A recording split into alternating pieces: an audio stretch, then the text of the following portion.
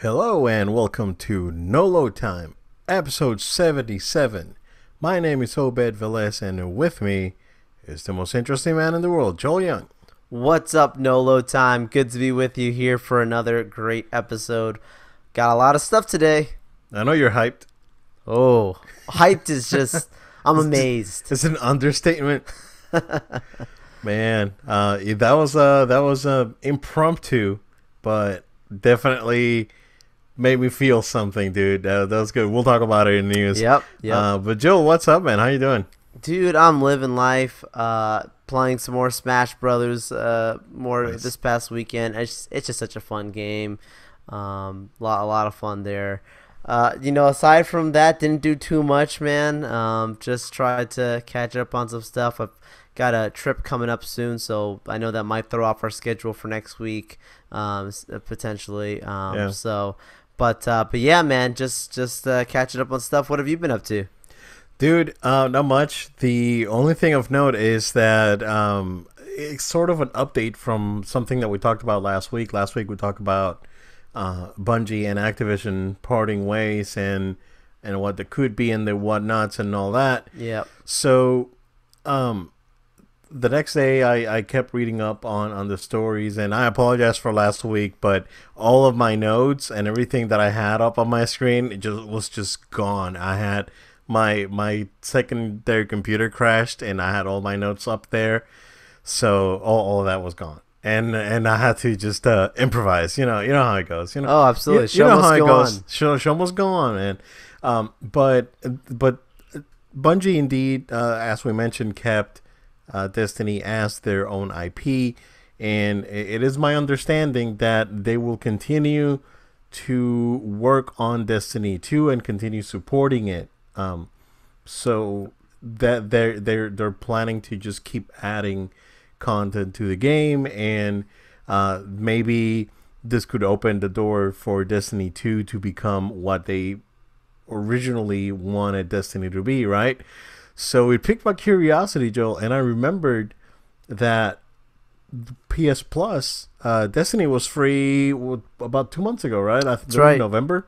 That's right. So I went ahead and downloaded Destiny 2 on my PS4 and played Destiny 2.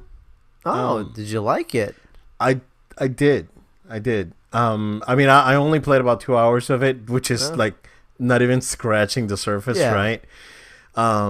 I made it out through basically what's the tutorial of the game. Mm-hmm. Made it to the area where the story sort of picks up, and made it to where the game opens up. So far, I like it. The game looks good. I wish that there were the customization options for your character were a little bit deeper, because they were like they were very, very superficial. And I understand. I mean, it's not like super in depth, right? This doesn't have like the comrades. Say, for example, for Final Fantasy 15, the multiplayer expansion, that has an extremely robust character creator. But this is more of pick a face, pick a skin color, pick a gender, and a hairdo, and that's just very, very simple, right? Which is fine, because you only see your character in cutscenes, and it's weird because your character then doesn't speak because it's a created character. But I mean, when you're playing the game, you don't see your character. Of course, the game is first person, so you only see your character depending on your class, depending on your moveset and whatnot. So I picked Warlock because I was like, I don't want to be a gunner. I want to be something different. Hunter looked good. It looked cool. But Warlock will be like, oh, this is like a mystical shooty bangy thingy. So I like it. So I did that. But from what I've seen so far, like the tutorial mission was great. And that secondary part was really good. The game looks really nice and it runs really well.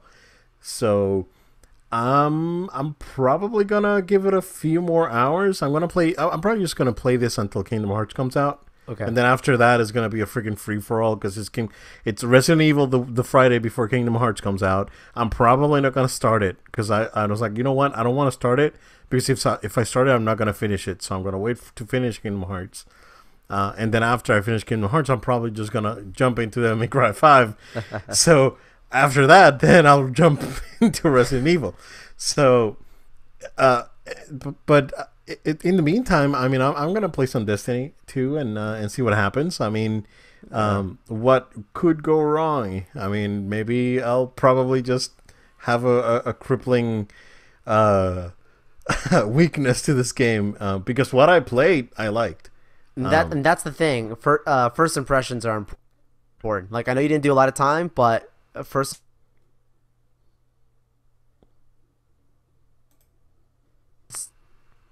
Yeah. Yeah, no, it's it did give me a you know, a good impression, and like I said, what I played so far I liked, and I'm looking forward to maybe spending a few more minutes on that. You know, by minutes I mean a few more hours. So Hours. yeah, hopefully I don't get dragged through that, you know, deep dark hole that's Destiny. Maybe I will. Who knows? I really wanted to jump back into Street Fighter 5 before jumping into Kingdom Hearts, but I don't know. I may do it. I mean, it's one of those things that I'm battling myself to. It's like, do I jump back in? Do I not do it? Should I just spend the salt and try to make it, you know, at least to a better level and better myself on that, but. We'll see. But yeah, Destiny 2, man, it piqued my curiosity, and it's pretty good. I mean, what I played, I enjoyed. So, first time playing Destiny, I didn't play Destiny 1. So, yeah, figures. I mean, PSN made the right move with this, and I think, Joel, that PlayStation knew that Bungie was going to be separating from Activision. Oh, for sure. When they put the game out for free. Like sure. They probably already knew. It was like, oh, let's help these guys out. Let's do this thing, you know, because I'm thinking that they have some plans for Bungie. So we'll see.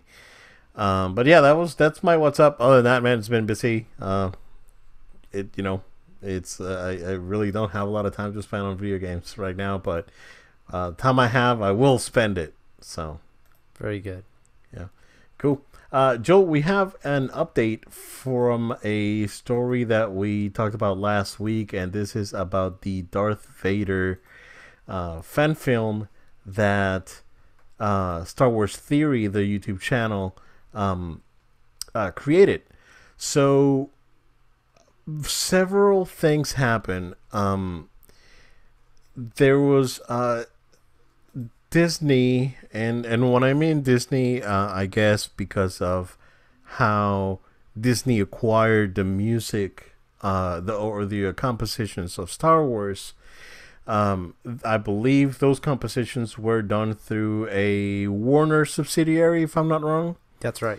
So that company that now under the authority of Disney claimed the video because they were saying, oh no, you're using a composition even though it is not the original, sort of, your own rendition, but it is still the composition, so we're gonna go ahead and claim monetization on your video, and we're gonna make money out of your video. You're not gonna make money. Money's mine. Okay, thanks, bye. So there was a lot of drama. It was one of those weird moments, Joe, when both fans and man babies came together, and rallied up, and I was like, this is not fair. What's happening? So Star Wars Theory put a video explaining what happened. Then there was another video updating the fan base, saying, "Hey, thank you guys for your support and whatnot. But this is my options. Either if I fight the claim, I'll get a strike on the channel, and Disney will take down the video and all this stuff, right? So he was just gonna leave it as it is, and episode 2 was gonna be, it's up in the air. I don't know if it's gonna be made or not. I don't it was one of those things, and you can tell that he was really distraught, and but he was also very appreciative of fan support. So then a few hours after that, he said that he was contacted by someone in Lucasfilm, and they removed the claims on the video, and he's like, his video is back to normal, the way it was intended, and episode 2 is coming. It was like, you know what? Because Lucasfilm treated me so nicely, and you know, and out of respect for them, I'm gonna do episode 2, and it's gonna be like the best thing I could do. So, Joel, very interesting stuff here with that what Disney did. Sort of disappointing too. I know that this wasn't Disney directly. This was a subsidiary that owned the compositions that via some arm of Disney was doing this. So I don't want to put Disney out there directly, say this is Disney's fault. Of course, it wasn't Lucasfilm's fault because they're the ones that actually came to the rescue. Fixed it. Yep. Yeah. So this two things, right? And it's a problem. So Lucasfilm, like right now, Disney as an IP holder, it's of course what is Disney itself, and then Marvel, and then Lucasfilm, and they're treating their older properties with the same level of care. And I say this again, man, babies get mad. It's like, oh, they don't care because Last Jedi, whatever. So they're treating these properties with care, and lower arms of the company that don't have the same understanding of how intellectual properties are treated go out and do their own thing and their own claims and all their own that. So but I'm glad that Lucasfilm was able to square everything out, and Star Wars Theory is not going anywhere, and they're being taken care of by Lucasfilm. So much respect to them, man. Yeah, it was a weird, quick turn of events. I mean, at one moment we're talking about this guy being afraid that he could literally lose his channel. Like, I mean, he makes it very clear, like, I don't know what kind of stuff, if I even tried to even fight this. But like you said, Obed, it's important to understand which people were coming directly at this guy at Star Wars Theory. They are a subsidiary of Disney. So therefore, the name Disney is what people instantly were blaming. Yep. But it's important for you to understand that this is these guys are operating with the license that Disney allows them to run this show of the music of Star Wars. Exactly. And yeah, I mean, I think they just clearly thought of it as a business thing. They didn't think of it as I don't think they thought of it any kind of vindictive way. They just thought, like, this is our business. This music sounds like us. And, YouTube probably gives us kind of notifications of, hey, these are some cues of this, and this. And, if the Star Wars guy put this thing out there. Well, the original claim was done manually. It wasn't the robot, yeah. No, it wasn't, yeah. Because it happens to Angry Jose, for example, all the freaking time. Yes. And he would post a video just ranting about how the YouTube robots suck and whatnot. Yeah. But yeah, this was a manual claim. Like there was like, no, we're claiming this. Oh, so yeah. It was malicious. And that's what bothered me quite a bit when it happened. So yeah, I mean, I think these people keep tabs on anything Star Wars related, and they saw this thing out there, and they instantly were like, we're just gonna capitalize on it. And looking at, of all the things to try and capitalize on, it's not like it was a little video. Like, it's something that literally is having a ridiculous amount of people view, and it's going to continue to get a lot of viewership. So they're cashing in, which is unfortunate that this gentleman who made this film, he was told by Lucasfilm he couldn't make any money off of this. He couldn't do a crowdfunding. He couldn't do anything of that nature. He had to pull this money out himself and completely make it independently, and then not make any money off of it through monetization. So then when this guy's come in and they have the right to technically do this claim, it was just morally challenging. So I'm glad that at the end of the day, Lucasfilm was able to step in and keep that good relationship with the fans. Because Obed, I mentioned to you on the last episode that historically Lucasfilm, and even he says it in the video, I mean, they've been very friendly with the fans of them creating their own content. And I mean, it's to the place where, I'm not just talking about Comic-Con, I'm talking about Star Wars Celebration itself. They literally recognize fans for their contribution in their creation, and they encourage it. Like, they literally have a stage meant for podcasters and content creators that just talk about Star Wars. They encourage these guys to make stuff because at the end of the day, it only helps the Star Wars brand, which is why Lucasfilm is very aware of that, and that's why they stepped in to fix this. And so I'm happy to hear this turn of events. It's one thing that could have quickly went south, and was feeling really unfortunate that thankfully we don't have to worry about it. The next episode is going to come out as well. I'm be curious. I mean, I know he said in the video before the most recent update, the second video, he said that he was going to stay away from doing any type of close to a composition at all. He's going to do completeness of. I'm sure he's going to try to be as careful this next one. Not that he's doing anything bad, but just to make sure that just play he it doesn't have safe. to deal with issues and just let it go. Yeah, just play it safe. Yeah. Just do the non Star Wars theme like Rogue One did, which was really weird. That was the only thing. Honestly, that was the only music. Well, that was the only. I mean, nothing against what was it? Michael Giacchino. Yeah. Nothing against him, but I love him. No, he only had like 2 weeks to make the score for that movie. There's a whole story behind that. He's great. I mean, but just that one not Star Wars theme thing that he did is not great. But everything else in the movie is actually pretty good. I like it. So. Yeah. But yeah, so it's interesting. Yeah, for sure.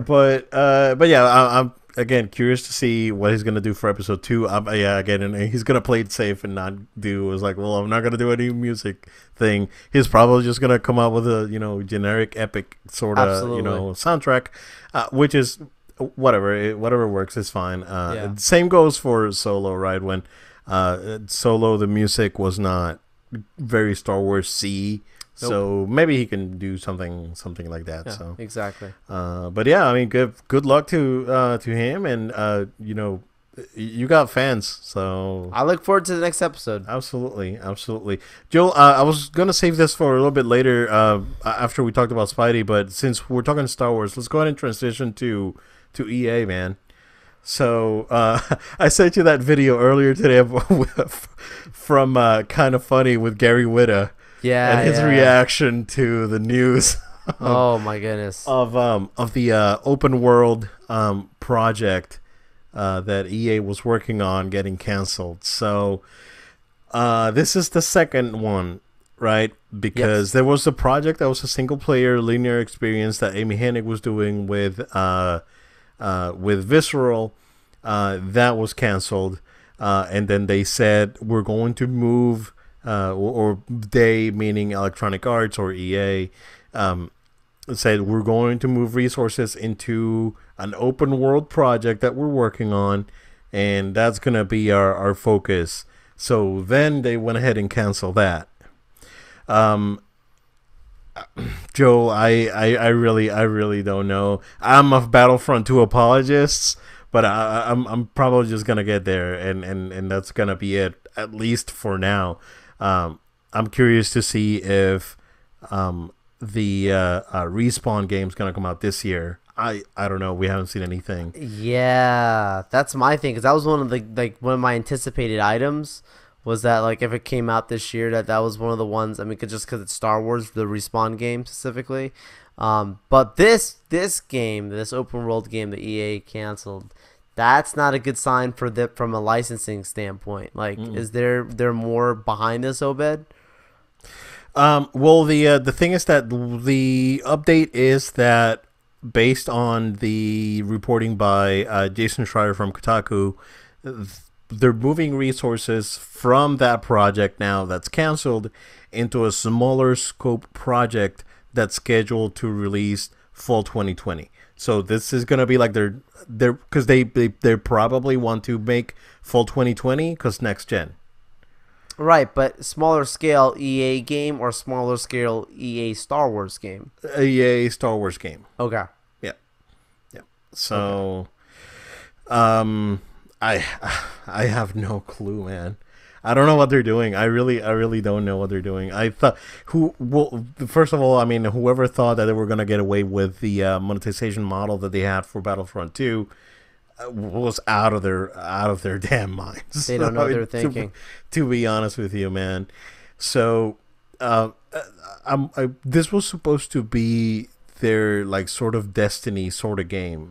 This was gonna be a platform Yeah. game that was gonna be large scope and an evolving sort of world and all that stuff. It was a game as a service basically, and I hate that term, but sure. Um, so I'm wondering why, if they already had shifted resources to that project, now they scrap it and then they go with a smaller scope project. Feels like a loss of money. I know. Well, yeah. Trust me, they They're probably probably lost a few $1 million in here. Yeah, because already. they were probably I don't. It was not like they were early on in production with this. They had done some work. Oh yeah, this is probably in production for already like 2 years, maybe. Yeah, like More than that. this is gonna be one of those games that we're gonna look back on, and one day there's gonna be some leaks of like character art or something, and like designs and whatnot. We're gonna be like, oh my gosh, so what could have been? Like that Darth Maul game or whatever I was talking about. Like it's gonna be one of those. Yeah. And now the way Gary Whitta being up there and well regarded in Lucasfilm, reacting the way he did to this news, it was really good, dude. I had to, when I watched it, I had to send you the video because it's Yeah, it was good. his reaction was priceless, man. It was like face palming, and he takes off his glasses and he's just like rubbing his face. It was like he can tell that you could tell that he was frustrated with Absolutely. the way EA has been handling the IP. Fans are calling for Disney to wake up and have them do have Falling Order come out and then take the IP back, and do something else with it. At this point, I would let EA finish whatever projects they're doing, but any future projects, if I was Disney, I would look for another developer. I would reach out to Ubisoft. I would reach out to Sony, which, tried and true with Spider-Man, they can put out a great product for Disney properties. So I'm curious to see where this is going. Again, EA, they're doing their own thing. They put out a statement today saying, no, guys, we're we're 100% in to Star Wars. We're not we were dedicated to this thing, and we're gonna put stuff out. But at the same time, I think that Respawn game's not gonna come out this year. I think that that game's gonna get pushed to February, at least February 2020. Okay, that's my prediction. And then the next game, whatever they're working on for next gen is gonna, I mean, it needs to happen, right? It's one of those games that if there's a new generation of consoles, you have a full game coming out, this game must happen. So I wonder if by smaller scope, they're referring to Battlefront 3. Yeah, maybe. I mean, I don't know I don't know what DICE is doing. I know that they put out an update for or an expansion for Battlefield 5 recently, I believe this week, and Battlefield 5 is not doing great. I think EA is in a lot of trouble, dude. With like the general consent, the general gaming audience. Right. They're still gonna make money because they have FIFA and they have Madden. So they can sell you, a turd in a box, and you can still buy it or not buy it because they won't care because they still have FIFA. And, it's a problem. It's a problem, Joel. So, it is. I would love to see Ubisoft, after the last two Assassin's Creed games, solid. To have a wing at it. Take a shot and see what happens. I would love to see Ubisoft do something like this. I mean, they can tell a story. They can build an open world. They can build a world, an open world for sure. It. So they need to. They Disney to look into probably diversifying the Star Wars content on consoles. So, or not, yeah, I mean, by consoles, I mean PC as well, because, these games are everywhere, but outside of their mobile scope. So, yeah, man, another bummer from EA, and the meme that keeps on memeing. It keeps on memeing. Yeah. So, I mean, I thought Fallout 76 was gonna take that crown, but it looks like EA is fighting. It's like, no, it's like it's like Bethesda goes. It's like, we're gonna make this thing and it's gonna be awful, and EA goes, hold my beer. right. That's the meme, guys. Yeah, that's the meme. So yeah, man, freaking EA. We'll see what happens. But Joel, into a lot more positive news.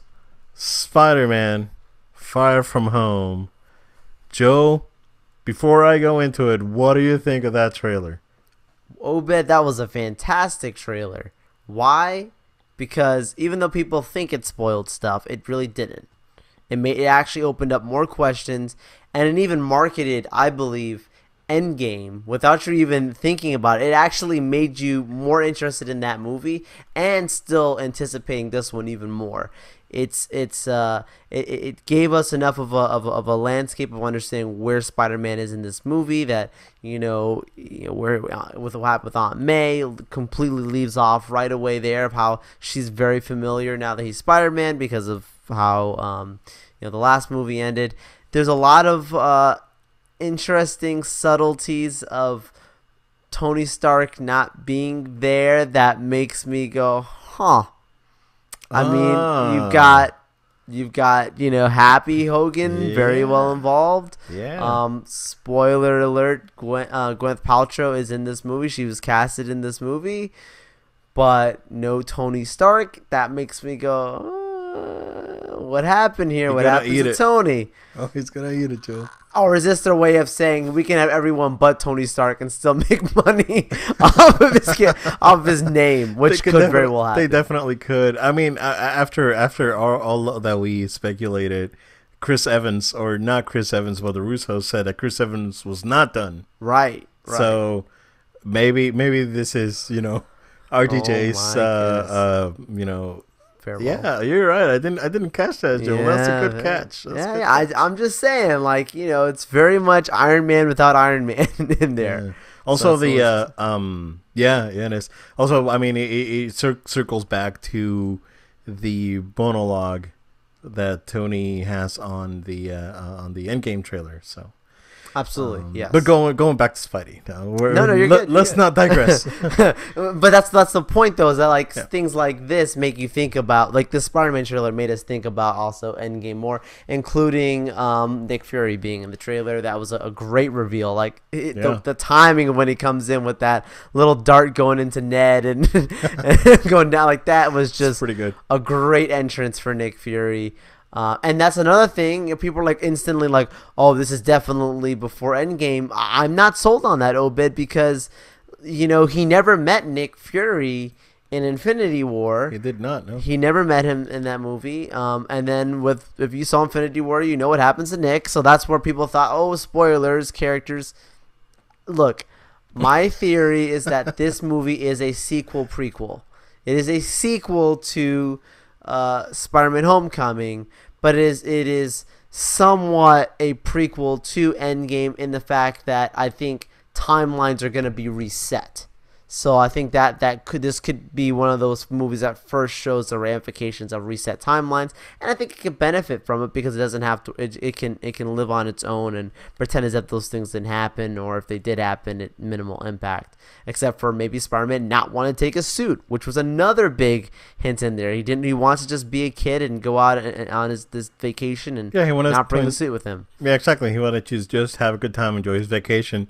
And then he goes, Nick Fury just hijacked my vacation. That's it. The three characters that makes me go, is it these characters or is it just elements? I don't know. I mean, it looks like Sandman's in this movie, but is that just an element? Same thing, we see this fiery lava character. Is that Molten Man or is this just an elemental character? Then Water Dude, the Hydro Man.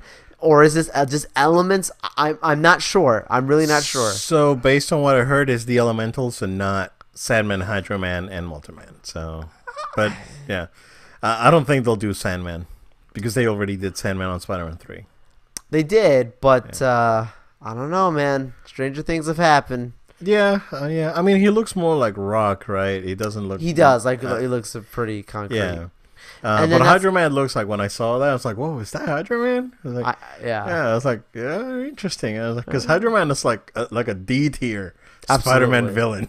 Absolutely. But that's what I like about these movies, that they're not pulling out the classic Green Goblin, a Dr. Octopus. Like they're going for some other obscure with Mysterio, which he has the fishbowl. He has the fishbowl, man. Everyone was really excited. I was like, "Yep, this is what I wanted. It's perfect." That's all I wanted. Which they painted him as a good guy in the trailer, but then, I mean, we all know Mysterio. It's good guy turns bad. Good guy, yeah, pretty much. So that's very good because they. I mean, Jake Gyllenhaal makes he's a great actor, and he can pull off, being a good guy and a bad guy really well. So I'm curious to see what that transition, what that evolution is going to be like. We also get to see the noir suit. Yes. Yeah, and that looked really nice. Well, it's not really the noir suit. It's the stealth suit. The stealth suit. Yeah. That's what I meant. No worries. Yeah, that suit was a quick flash, but I was like, oh my gosh. I love it. Yeah. Because I love like black suits in general. Like I understand about when suits go dark.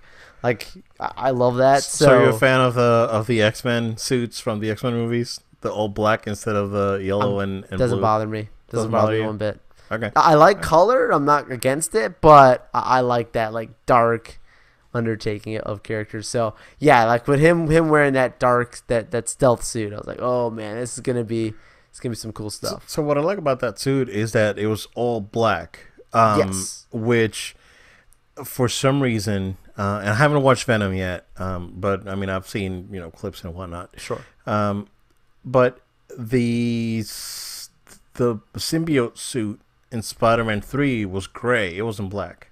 No. Which was a super bummer because it's like, no, I wanted the suit to be like all black and you couldn't see anything. Add texture, right? Because you're not gonna put a flat suit. No. But it was gray, and that was like a huge disappointment. And even when Eddie Brock got the symbiote, it was sort of grayish. Like it was a little bit darker, but it wasn't great. This having just like an all black matte suit looked really cool. Looks great. Yeah, it actually popped out really nice on screen. Yeah. Yeah, just for that hot second, it caught your attention because of how much it stood out. The second one being, of course, the suit with the webbing. He's got that webbing under his suit there, and that's cool because that's some classic Spidey stuff right there. Also, and was Liam Clyde. Yeah, and I noticed two things on that suit: that the blue is darker, is like a darker shade of blue. Yep. On his suit, so it's not like bright blue like the other suit. So this is a different suit for sure than than his other suit that he had. And then Karen was the suit, right? Yes. And then was the spider on his back white? I can't remember. Or silver-ish. Can't remember, honestly. Because to me, when I saw it, like at first glance, you see it, I was like, that looked very similar. Looks very similar to the Spider-Man suit from the game. Oh yeah, from the back, from the back, but not like from the front. Of course, you don't have that very, I would say, striking white spider. So you again have a very subdued sort of front. But just the back of the suit just reminded me a lot of the PS4 suit. So, gotcha. No, it's I like both of those new suits that we saw in the trailer. I think there's a lot of stuff that they definitely held out on. Like I know we probably saw some stuff that it does tease final sequences and stuff. I get it, but at the same time, I think there's more stuff more ante they got up their sleeves, especially knowing that Endgame is yet to come out, and that probably has a lot of ramifications on this movie. Yeah. And again, we got a lot of people questioning themselves, like, wait, I thought Spider-Man vanished. Wait, does this mean that this is a prequel to Infinity War? What's going on? We get confused fans. Yeah. I would say to those confused fans, don't don't get too ahead of yourselves. Yes. Wait. Go watch Captain Marvel. Enjoy yourselves, and then watch Endgame and watch this movie because it looks like again we're gonna have a very solid year, Joe. I know. In Marvel's, it's hot, man. Like people are going to watch these movies, and they're very excited. Again, even casual fans are just super hyped for anything Marvel right now. Gets them real hyped up. So it looked great. Again, acting looked great. It looked funny. Mysterio looked perfect. I had zero gripes with it. They showed enough to keep you interested in. I don't need to see anymore. I don't. Yeah, like you say, I don't need to see anymore. And we'll probably get bombarded. This is Sony. I mean, putting the movie out, we're gonna see more. We're probably gonna see 3 or 4 more stuff. Oh yeah. Like I've been really cautious with Spider-Verse stuff because I haven't watched it yet, and I really want to keep away from any sort of spoilers. So, I'll definitely grab that for sure when it comes out. But in the meantime, I'll just skip it. Same with Dragon Ball, which by the way came out this week, and I heard it's really good. Like everyone's been saying it was like, yo, this is actually pretty freaking good. So. Really excited for that, so I'm gonna grab the 2. Anyway, and Far From Home. This is coming out July. Yeah, July. Okay, so that's July 4th weekend, if I'm not wrong, right? Yes. All right, cool. Looking forward to that. Joe, something that I'm actually looking forward to, unlike back in 2016, we are getting a direct sequel to Ghostbusters.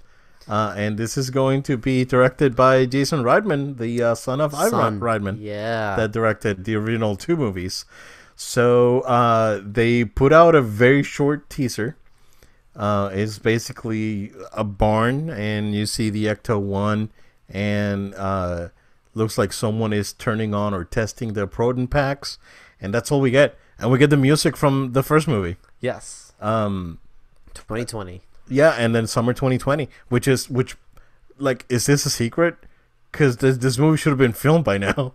Yeah, I mean, I don't know what they know that we don't know, but yeah, like their timeline's pretty quick. I mean, you're looking at filming. If they've already started filming, probably I'm gonna make the assumption, but yeah, Obed, that's a quick turnaround. Yeah, IGN put out an article actually about just before we started recording, saying that the movie is going to be based around kids, like younger kids.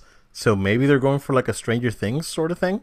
Okay. Which would be interesting. Of course, Man Baby started going crazy. Oh my God, 2016 all over again.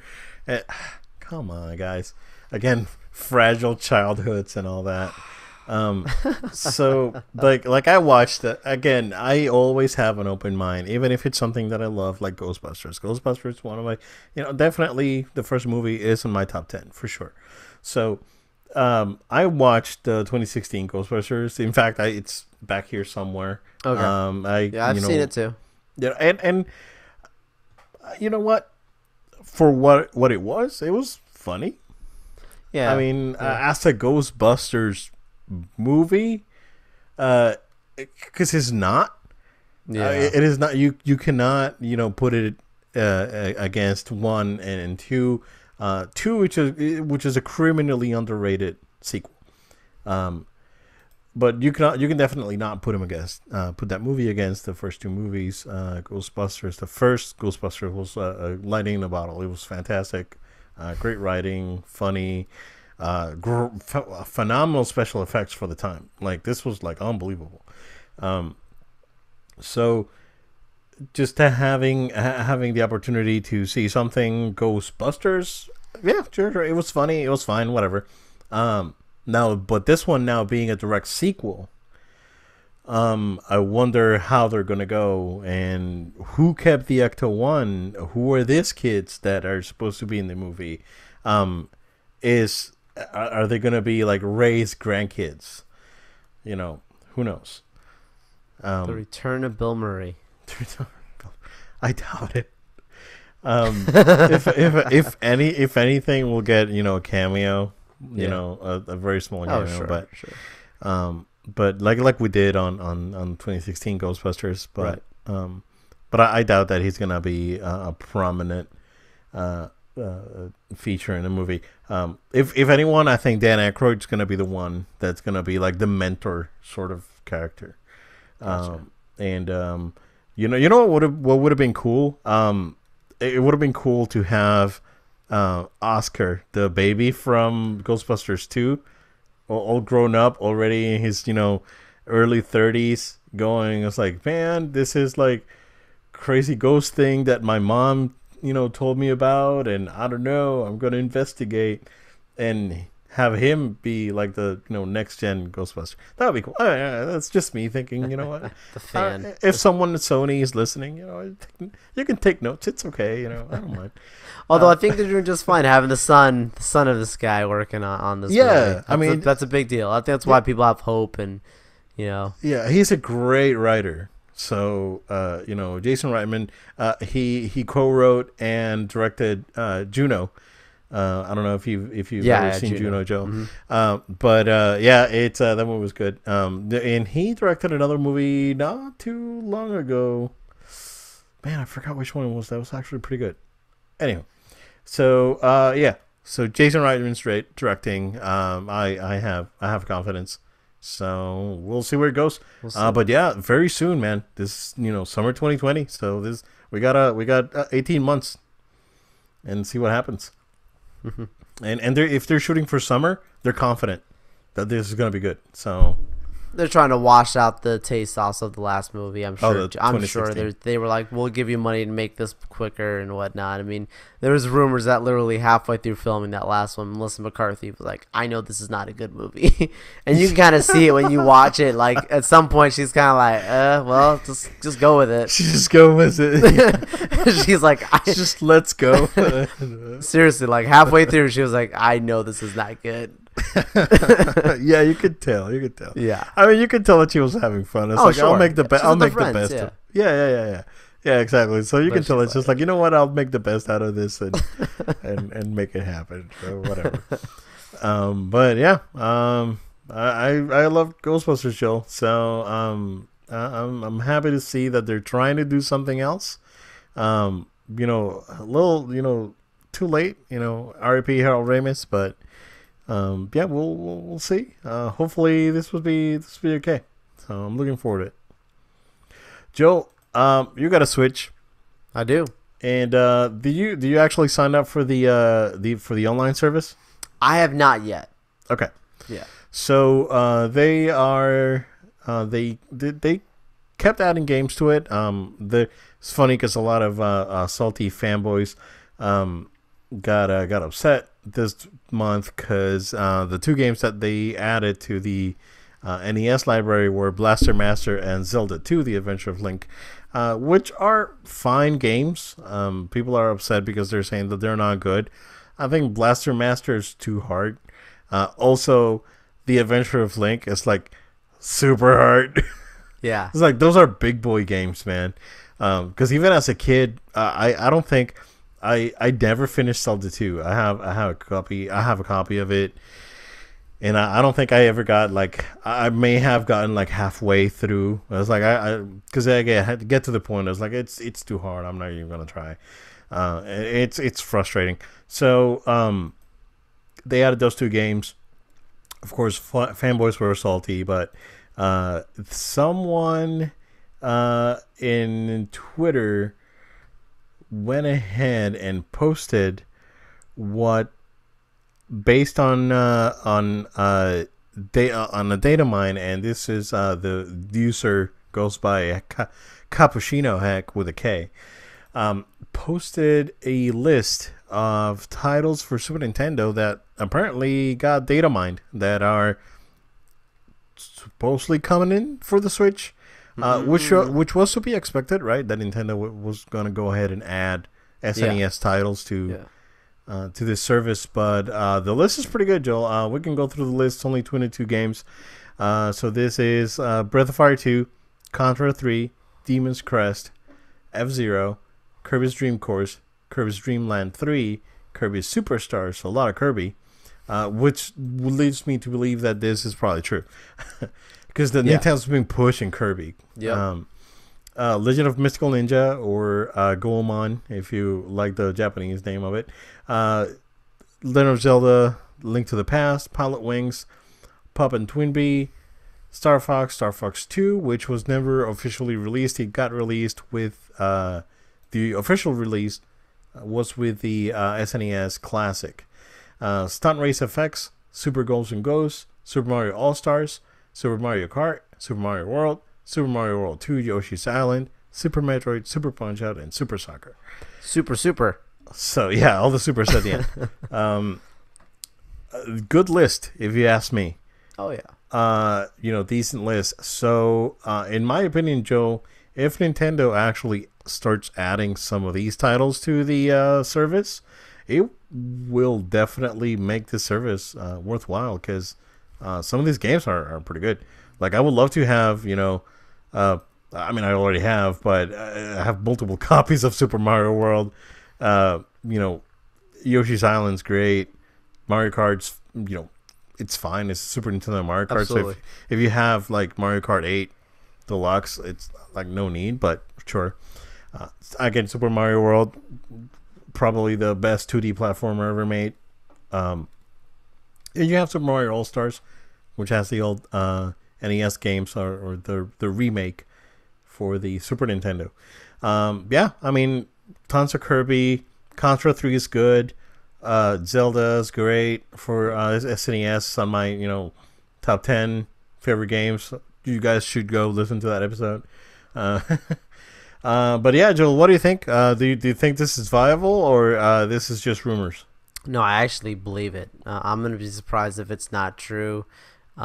It's going to just up the value even more of the Switch, because you're investing. You could sell it to fans that are like, I'm a fan of the classics, I've not gotten this yet, and they're just sitting there and they want to get a Switch, but this might be an extra added bonus to this console, where it's like, we've got a bunch of really good classics that you like that you can also play on this console. I believe it. It makes sense. Yeah. I think that they need to add value to that online system. Exactly. And the best way to do it, for sure, will be adding SNES games. Because right now, they have a decent NES library. I'm not 100% sure what games they have. I'm assuming they have, the classic Mario, Zelda, and Donkey Kong and whatnot. But just adding a second layer of classic games to that service will definitely help and up the value on that. So, I think it's true. I don't think all these games are going to come out all at the same time. I think this is going to be like 5 at a time during the next year, maybe. Exactly. They'll mix and match. They'll give you one of the Nintendo IP or two, say, Mario and a Kirby, mix it up with like Contra and something else. I'm sure we'll see some more stuff. Unfortunate that we are probably not going to be able to see none of the old Disney stuff that was out for SNES because of licensing. So like Aladdin, The Lion King, all that. That's those games were pretty good. We're probably not going to see those, but yeah, if they keep adding stuff to this service, which they need. It's not expensive at all. $20 a year it's pretty much free, if you ask me. Seriously. So just to add more value to it, that absolutely would not hurt. I'd say that the day that they start adding N64 or GameCube games to the service, that's the game they can take the luxuries. Like, listen, you can go for like a pro pack, pay an extra, pay an extra $20, and here's your GameCube games, which completely viable. They can absolutely do that whenever they want. It's just up to them at this point. But yeah, we'll see where that goes. Switch is still doing very well. There's a ton of stuff that's coming out. Again, keep that value up. And Joel, one of the things that we forgot to talk about last week because of my notes dying, it was a Sony CES conference, which was a nothing burger, right? There was not a lot that happened. 8K everything. Yeah, 8K everything. They announced those 97-inch 8K master line of TVs that I mean, yeah, it's pretty impressive what they're trying to push with AK, which it's funny because there's no content, right? No. They're just upscaling 4K to 8K, and it's because those panels are too big, right? Which to me the more impressive thing is like LG's like line of OLEDs. To me was a little bit more impressive than Sony's, but Sony's have a good like upscaling engine, so that's their forte. Is those chips really do help out quite a bit. But other than going AK everything and actually positioning themselves as not only an electronics company but an entertainment company, and an entertainment company that helps creators create content.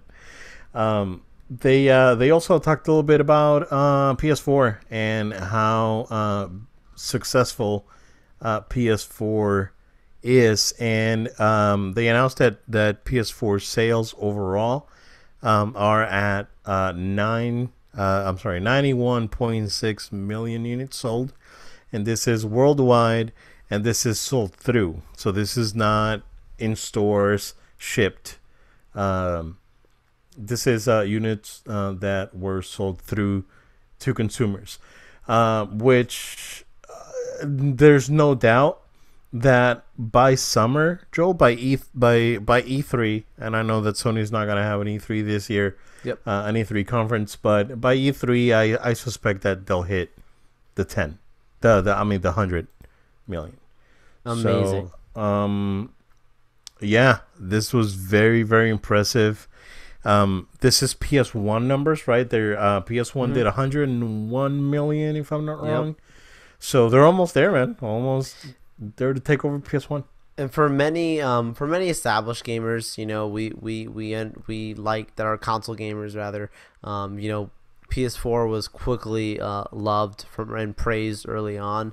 But to me, Obed, this also is indicative of another generation of new gamers that are coming in and making this their console of choice, and that you're gonna have, like, obviously we're not in this stage of life, but you're gonna look back and have certain people who were kids at this time that got their PS4s. They're gonna sit back and say, I remember when PS4 came out, like, and we're gonna remember too, but just gonna be something different because the way it really hit the market, people who had to make the choice. So it happens every time. Do I get an Xbox? Do I get a PlayStation? This was a defining moment for PlayStation, just like it was back when PS1 came out. Yeah, absolutely. I know that they're probably gonna hit PS1 numbers by end of fall. So and they'll definitely surpass it. By Black Friday this year. I think, and this is seeing those numbers, right? Put Sony in a position of, we don't need to do anything right now. Let's wait it out. Like they're in a great position to just wait it out until Microsoft's gonna do something, right? And they're dying to restart. They're dying for a fresh start on their console side of things. So they're in a position to just wait it out, see what they're going to come out, make adjustments, and then come back out. So, I mean, they're in a position where they don't have to worry about that. The only thing that they do need to worry about is sales slowing down to the point where they're unsustainable, which, whenever a device like the PS4, before that a PS3, and the best example I can give you is the Wii. When they reach saturation and then no one else wants to buy another one, that's when you have an issue, right? Because Nintendo wanted to ride that Wii wave the longest that they could, but they reached saturation very quickly. And they had to move on to something else. They moved on to the Wii U, which was a huge misstep. And They learned quickly and recovered. Yeah. Oh, they did. They absolutely did. Although the Wii U has some things that the Switch is implementing, with the having a handheld portion of the console and whatnot. But that's the lessons learned part right there. Exactly. That's the lesson. Yeah, you're absolutely right. So, they can wait this thing out. Again, my prediction is that it's gonna be Microsoft's gonna come out spring 2020. Sony's gonna come out summer 2020 with their devices, and Sony may even do like a PS1 sort of date, like a September, and maybe they can do like a September 2020, like a 9/20/20, and it's kind of catchy. So I can see them doing something like that. I think Microsoft's gonna come out earlier. Again, Microsoft, I think they're gonna do a revised version of the Xbox One S this year. Xbox One X is gonna still be around, and I don't see them making any changes at all to that console. I think they're just gonna sell it as it is. We'll probably see a price drop sooner than later on that one, though. Yeah, because I don't see people spending $500 on that thing right now, as it is. But yeah, again, lessons learned. I mean, Microsoft, they did learn their lesson too. I mean, because they really botched it up at the beginning of the gen. So, they're prepping themselves to be a surefire contender. Their numbers are not looking great. They're, I think, at around 41 million sold for the Xbox One collectively, which is fine. They still outsold the original Xbox, which was not great. They outsold the GameCube and other consoles that had come before, but at the same time, when you're talking about this astronomical sort of 100 million consoles sold, the Switch is already at like 25, quickly gaining ground. Microsoft are poised to not be doing great in this generation, but they are building a strong fan base. They're keeping their fan base happy to some extent with Game Pass and whatnot. But I believe, Joel, that they also mentioned that Gears of War 5 is coming out this year. Mm-hmm. So you're getting an exclusive. Yeah, guys, you did it. Hey, not only Crackdown 3. That's gonna be it's gonna be a gigantic dud, but you're getting a Gears game, so good for you guys. And you're probably gonna get another Forza. So yeah, there you go. 3. Yeah, I mean, we don't know what we're gonna get into Sony end of things, right? Because we know the Days Gone's coming out in April. By the way, did you see that trailer that came out today? No, I did not. For Days Gone? Okay. So the trailer was very impressive. Like, I think that Sony gained some confidence for this game, and they're actually releasing a like $140 collector's edition. Wow. And they're actually putting money behind it. So I think that Sony's confident that this game's gonna be fine. So, again, it's a zombie game, or sorta a zombie game. But what they showed in this trailer today, Joel, was really interesting. So I was like, I'm kind of be sleeping on that game for a while. Again, I'm already having Resident Evil 2 this year. I don't know if I'm ready for another zombie game after that. I'm gonna move on into some more other stuff. But Joe, we'll see where PlayStation goes. That is what I have for today, Joel. Unless you have anything else, let's take us home. No, guys, thank you so much for tuning into this episode of No Load Time. Thank you for taking time out of your day to listen to us. We really appreciate it. Go ahead and follow us on our social media at No Load Time. That's at No Load Time on Facebook, Twitter, Instagram, and Twitch. Please make sure you subscribe to our show. Subscribe on audio podcasts via iTunes, Google Play, SoundCloud, and now Spotify. We also want to make sure that if you're an iTunes subscriber, to please drop us a review on iTunes. We'd appreciate it. In addition to that, feel free to shoot in any feedback that you might have. Send an email to noloadtime@gmail.com. That's noloadtime@gmail.com. Guys, have a great week. We'll see you next time. Thank you, guys. And like what Jill said at the beginning of the show, we We're not sure if we're going to be back next week because Joel's going to be on a business trip. But we will see you again next time.